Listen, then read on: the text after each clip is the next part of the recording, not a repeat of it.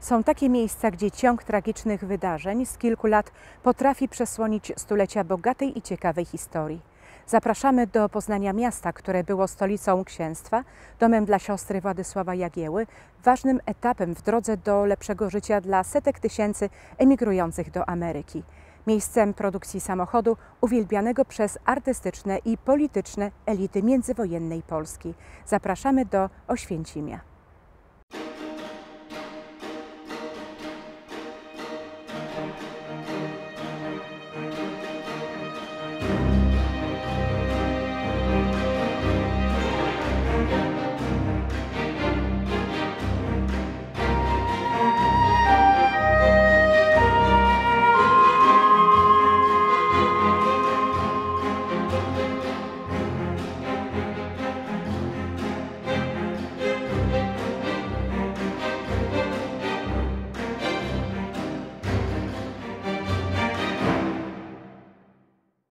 Początki blisko 40-tysięcznego Oświęcimia, położonego nad Sołą, związane są ze wzgórzem zamkowym.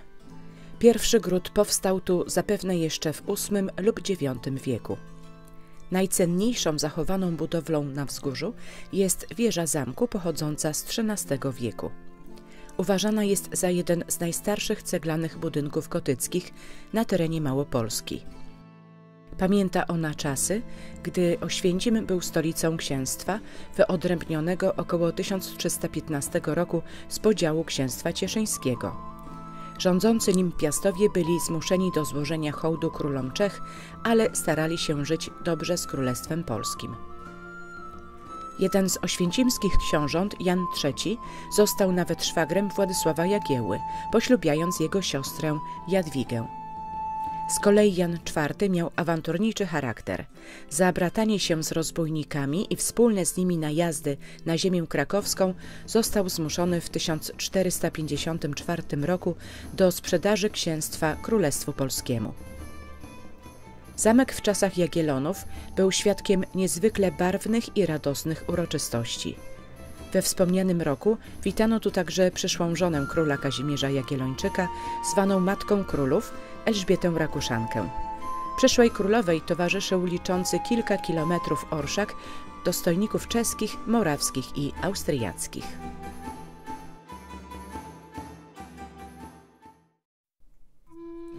Ponad pół wieku później na wzgórzu zamkowym witano przybywającą z Bari księżniczkę Bonę Sforcę, zmierzającą do Krakowa na ślub z królem Zygmuntem Starym. Do naszych czasów zachował się jedynie fragment zamku. Pozostała jego część uległa zniszczeniu wraz z osunięciem się skarpy do rzeki Soły podczas dwóch powodzi na początku XIX wieku. Obecnie wewnątrz znajduje się Muzeum Historii Miasta Oświęcimia. Ekspozycja pokazuje historię miasta od czasów najdawniejszych aż po wiek XX. Można zobaczyć m.in. jak wyglądało wnętrze mieszczańskiego domu z okresu międzywojennego.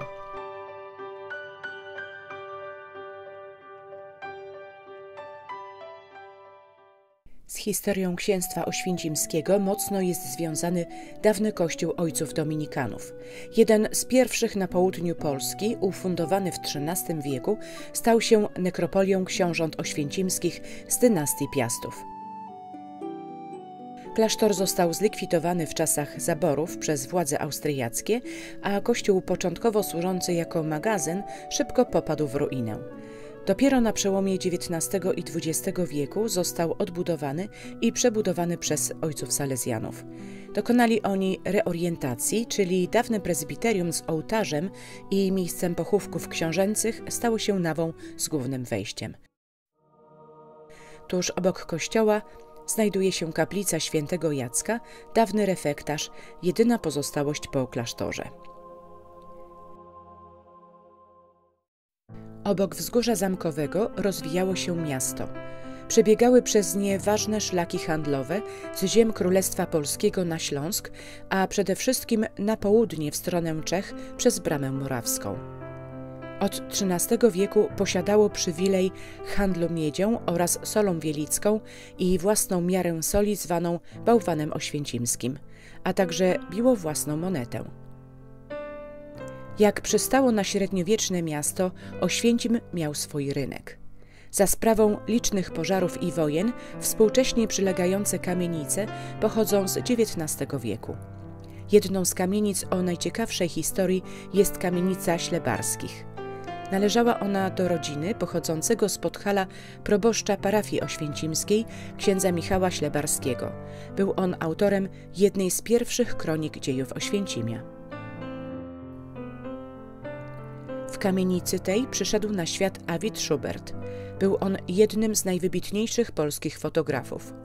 Poza portretami cenionymi w kręgach elit, polityków, arystokracji i artystów, wykonał jedne z pierwszych fotografii górskich i pierwsze fotografie wewnątrz kopalni soli w Wieliczce. Zanim przeniósł się ze swoją działalnością do Krakowa i Szczawnicy, w domu, gdzie przyszedł na świat, otworzył pierwszy zakład fotograficzny w dziejach Oświęcimia. Czyż może być lepsze miejsce do rozpoczęcia naszej kolejnej podróży w czasie i przestrzeni z portretami mieszkańców i widokami miasta?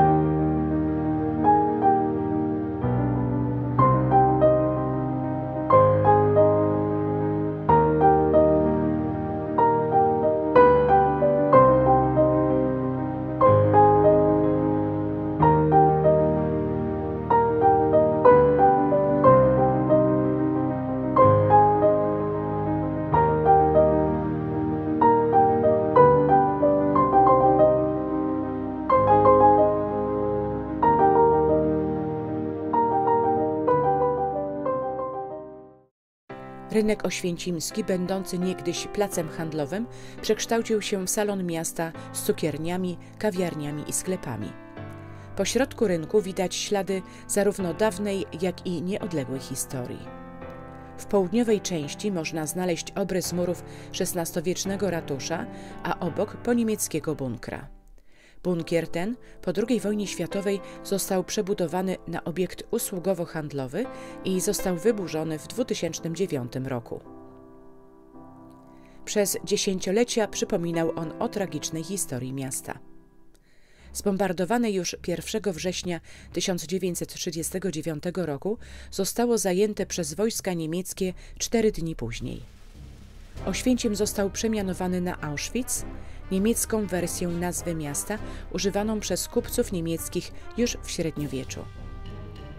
W związku z planami utworzenia na obrzeżach miasta obozu koncentracyjnego setki mieszkańców przylegających obszarów zostało wysiedlonych z Oświęcimia.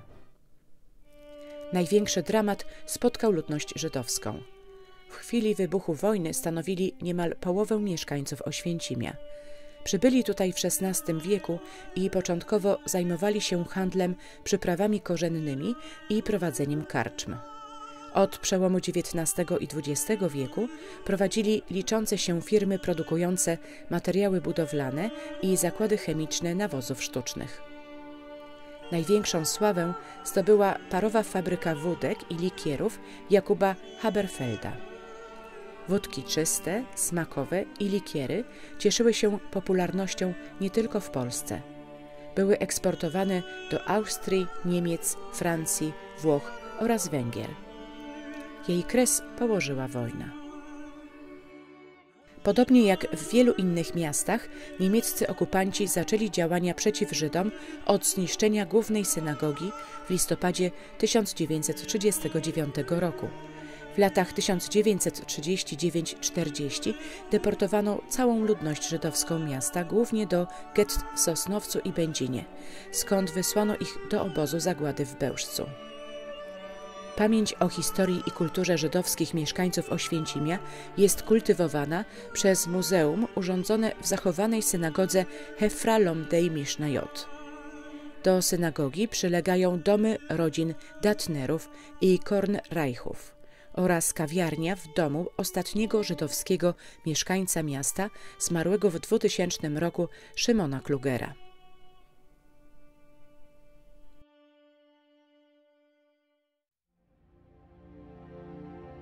Jednym z najważniejszych momentów był przemysłowy rozwój miasta w drugiej połowie XIX i pierwszej połowie XX wieku. Miasto zawdzięczało rozwój pobliskim kopalniom węgla i niezwykle ważnemu węzłowi kolejowemu. Większość współczesnych zwiedzających miejsce pamięci Auschwitz-Birkenau nie ma świadomości, że te same drogi kolejowe, którymi przywożono tysiące osób do obozu zagłady, pół wieku wcześniej były drogą nadziei na lepsze życie w Ameryce dla innych tysięcy osób. We wspomnianym okresie do Oświęcimia przybywało z całej Galicji nieraz po kilkaset osób dziennie, by koleją wyruszyć na Saksy, czyli do pracy sezonowej lub w długą podróż do obu Ameryk, północnej i południowej, poprzez porty w Hamburgu, Bremie, Antwerpii i Trieście. W mieście działały biura pośrednictwa, które były przedstawicielami linii żeglugowych przewożących emigrantów. Jedno z najbardziej prężnych biur należało do Zofii Biesiadeckiej. W odróżnieniu od innych przedstawicielstw linii okrętowych cieszyło się ono dobrą opinią.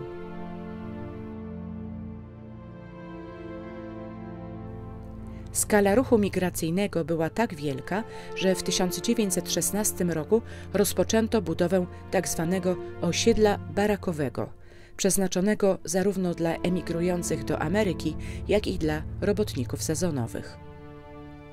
I wojna światowa nie sprzyjała jednak emigracji. Baraki były wykorzystywane przez uchodźców ze Śląska Cieszyńskiego oraz przez powstańców śląskich. Ograniczenie imigracji przez władze amerykańskie, a także zmiany granic sprawiły, że Oświęcim przestał pełnić rolę tranzytową dla emigrantów. Same baraki 20 lat później miały odegrać tragiczną rolę w historii obozów Auschwitz.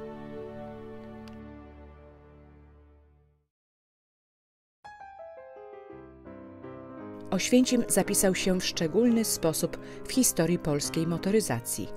Pod koniec lat 20. w mieście zostały otwarte zakłady montujące samochody marki Praga. Luksusowe i niezwykle solidne samochody dla podkreślenia miejsca ich produkcji nosiły nazwę Oświęcim Praga. Inicjatorami było dwóch hrabiów, Artur Potocki i Roger Raczyński. Samochody te cieszyły się popularnością wśród polityków i artystów, bardzo chwalili je krakowscy taksówkarze. Do znanych użytkowników auta należeli Jan Kiepura oraz Wojciech Kossak. Powstało zaledwie 1700 egzemplarzy. Jeden z nich jest prezentowany w muzeum w dawnym oświęcimskim ratuszu. Pokazywana tam wirtualna wystawa o historii miasta nie jest jedyną nową atrakcją w mieście. W lipcu 2020 roku zostały udostępnione tunele pod zamkiem. Jeden pochodzący z czasów Austro-Węgier oraz drugi z czasów hitlerowskiej okupacji. Stały się one idealnym miejscem do edukacyjnej, multimedialnej gry dla zwiedzających. Rozwiązując kolejne zadania, można poznać historię polskiej drogi do niepodległości w latach 1914–1918 z perspektywy mieszkańca Galicji pragnącego dołączyć do Legionów Józefa Piłsudskiego. Nasza wizyta w Oświęcimiu powoli dobiega końca.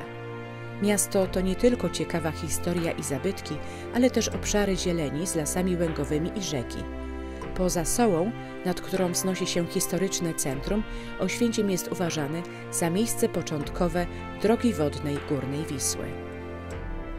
Nieco ponad kilometr od granicy miasta do rzeki Wisły wpada Przemsza. W tym miejscu znajduje się tzw. kilometr zerowy, czyli punkt, od którego królowa polskich rzek jest żeglowna. Miasto kryje jeszcze niejedną historię i niejedno miejsce warte zobaczenia. Pewnie jeszcze tutaj powrócimy. A tymczasem serdecznie Cię zapraszamy do subskrypcji naszego kanału.